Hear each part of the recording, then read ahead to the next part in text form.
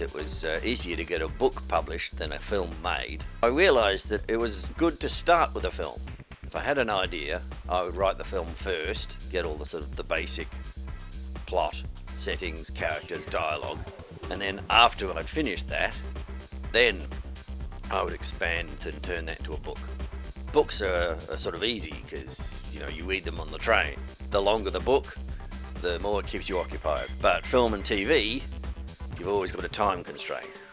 Even if it's not free to air, reviewers will always say, at 3 hours this film was way too long. So you can't just go on and on and on forever. That's Not an Alien, for example. When I wrote that film, aliens coming to Earth during the build-up to World War III. And at the time, we had Argentina had defaulted on their debt, Hong Kong was just about to become part of China, and we had the Clinton impeachment. Before your time, you youngsters. So I combined all of that into creditor nations trying to get the money out of the debtor nations. If these people can't pay back the money, then they shouldn't go buying so many TVs and microwave ovens. Hong Kong trying to break away from China and Tibet and Taiwan. But just as a sort of an aside, I had the Republicans and the Democrats wanted to have separate countries. They wanted to have the divided states of America. And then along comes Trump, and everything's 10 times as bad. The Republicans and the Democrats hate each other. And Hong Kong is rioting, and the South China Sea and all of that. And I thought, gee, what a perfect time to bring back this film of mine, turn it into a book, and put it out there. But then I started expanding on the original concept to fit all this new separatist movements and talking about the Republicans and then the Democrats and then I had blacks and whites and gays and everybody, because we had the whole gay marriage thing. So it's like everybody wants their own country.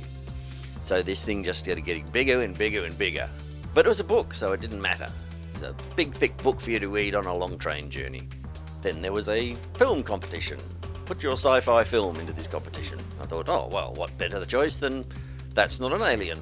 I had a look at it and realised, I haven't touched this script for decades. It's still the original version.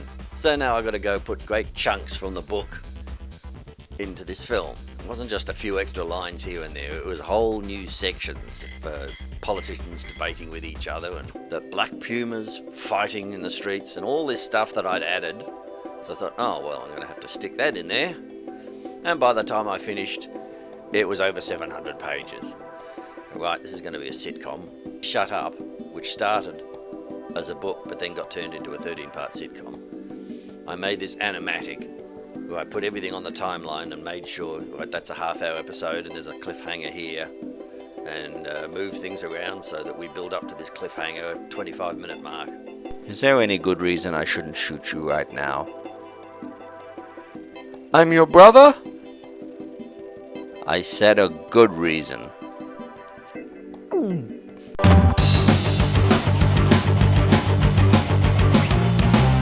So now I had to do that with my That's Not an Alien. Now we have Netflix video on demand, so your episode can really go as long as you like because they're just watching it on their computer.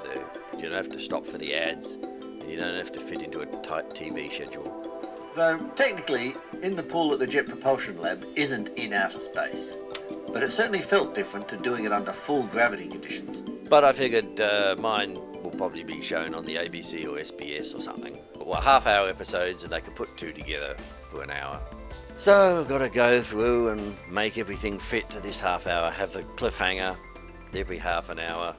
And then I had this one episode where they're spending all this time in the laboratory with the aliens getting nowhere, and then they had to do a press conference where they couldn't say anything useful. There's no cliffhanger, there's no exciting bit here.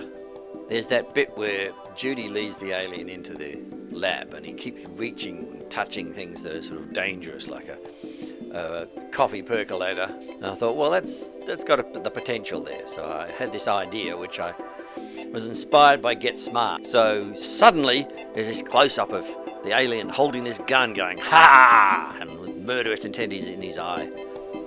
Don't do anything rash. We come in peace. And I thought, well, that'll be a nice cliffhanger. And then you come back and they're standing there like this, and then you get a wide shot and you see the vacuum cleaner nozzle on the end and you realise it's just a vacuum cleaner, and they go, wait a minute, that's a vacuum cleaner. And then the alien turns it on and goes, ooh. Then he starts vacuuming the carpet. Yeah, that's very nice, little fella, but hey, don't stop him, he's doing a good job. Under the couch? Bernard never does under the couch. We should hire this guy. So there I am moving stuff around, saying, oh no, this episode's too long, I'll take a chunk out of that and put him over here.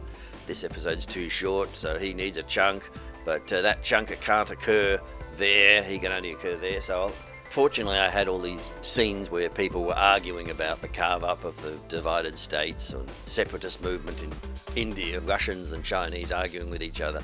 So I could take those bits and move them because they didn't relate to the aliens, because I had to have un-alien stuff.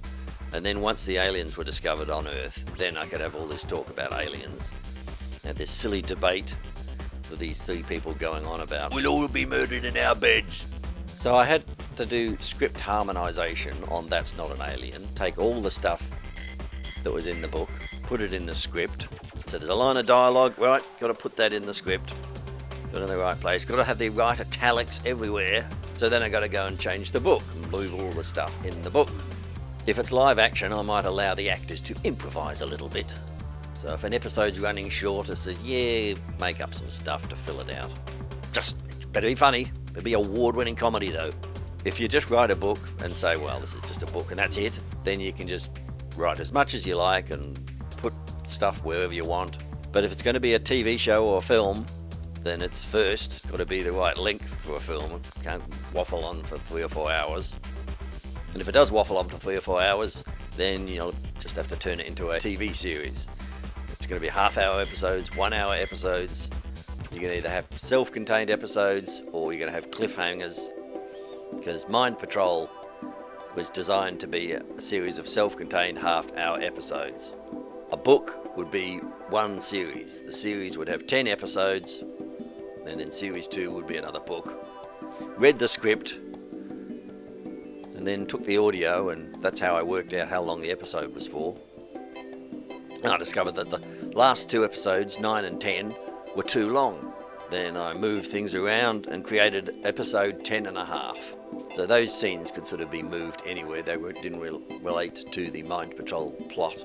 But of course I had to do all of that and then go and change the book, because I wanted the book and the film to be harmonised. So I had to do all of this, get all this sorted out before I put out the book. So where other people might have just said, oh, here's a book, now let's turn that into a TV show. It's no, the book and the film and the TV show, they all have to be finished all at the same time before anything gets published. So I've created a little bit of a rod for my own back. Every time I write a book, I write a film script or a TV script as well. So I'm basically doing twice as much work.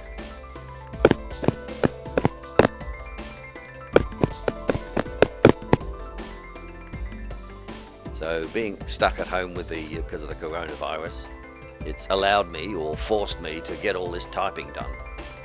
So better get back onto it. All right.